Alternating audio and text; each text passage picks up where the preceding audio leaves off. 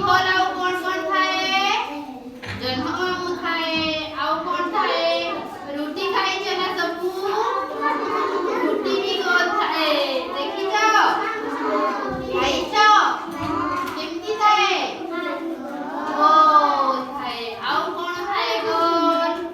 ପୁରୀ ଥାଏ। ପୁରୀ କେମିତି ଥାଏ? ବୃତ୍ତ ଆକାରରେ ଥାଏ। ଏମିତି ଥାଏ ନା? ତ ଆମେ ଜାଣିଲେ ବୃତ୍ତ କେମିତି ଥାଏ ସେଇଟା ଜାଣିଲେ। ଠିକ ଅଛି? ତାପରେ ଜାଣିବା ତ୍ରିଭୁଜ ବିଷୟରେ। ତ୍ରିଭୁଜ ବିଷୟରେ କୋଉ ବିଷୟରେ ଜାଣିବା? ତ୍ରିଭୁଜର କେତୋଟି କୋଣ ଥାଏ? ତିନିଟି। ଏଇଟା ଗୋଟେ, ଏଇଟା ଗୋଟେ ଆଉ ଏଇଟା ଗୋଟେ। ତ୍ରିଭୁଜ କେମିତି ଦିଶେ? ସମୋସା ଖାଇଛ? ସମୋସା ପରି ସମୋସା ବି ଏମିତି ଥାଏ। ଦେଖିଛ ନା? ଖାଇଛ? ଆଉ କଣ ଥାଏ ଏମିତି? ତ୍ରିଭୁଜ ପରି କଣ ଥାଏ? ଆଉ ବିଷୟରେ ଜାଣିଲେ ନା? ତ ତ୍ରିଭୁଜ ଆକାରରେ ଆଉ ସମୋସା ଥାଏ ନା? ଚାଲ ତମେ ନିଅ ଏଇଟା ଧର। ତାପରେ ଜାଣିବା ବର୍ଗ ଚିତ୍ର। କୋଉ ଚିତ୍ର? ବର୍ଗ ଚିତ୍ରର କେତୋଟି କୋଣ ଥାଏ? ଚାରିଟି କୋଣ ଥାଏ। ଆଉ ତାର ସବୁ ଆଡେ ଚାରିଆଡେ କଣ ଥାଏ?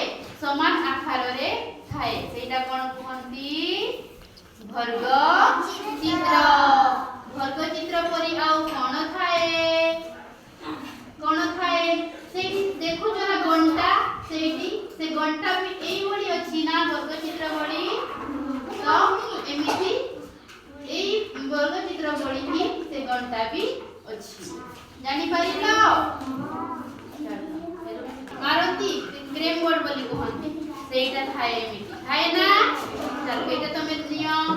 ତାପରେ ଆୟତ ଚିତ୍ର ବିଷୟରେ। କାହା ବିଷୟରେ ଜାଣିବା?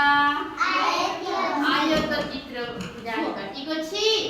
ଆୟତ ଚିତ୍ର କେମିତି ଥାଏ ନା? ଦୁଇ ଆଡେ ସମାନ ଥାଏ ଆଉ ଉପର ଆଡେ ସମାନ ଥାଏ। ଚାରି ଦିଗ ମାନେ ସମାନ ନଥାଏ। ଦିଟା ସମାନ ଏମିତି ଥାଏ। ତାକୁ କଣ କୁହନ୍ତି? ଆୟତ ଚିତ୍ର। ଆୟତ ଚିତ୍ର ଆକାରରେ କଣ କଣ ଥାଏ? ଟିଭି ଥାଏ, ବ୍ଲାକବୋର୍ଡ ଥାଏ। ଦେଖ ବ୍ଲାକବୋର୍ଡ ଅଛି ନା ଆୟତ ଚିତ୍ର ଆକାରରେ? ଟିଭି ଦେଖ ସବୁ। ଟିଭି ବି ଆୟତ ଚିତ୍ର ପରି ଥାଏ। ଏମିତି ଥାଏ ନା? ତ ଆମେ ଆଜି ଜାଣିଲେ ବର୍ଗ ଚିତ୍ର, ଆୟତ ଚିତ୍ର, ତ୍ରିଭୁଜ ଆଉ ବୃତ୍ତ ବିଷୟରେ। ଏଠି ରଖ। ଚାଲ ଏବେ ଦେଖାଅ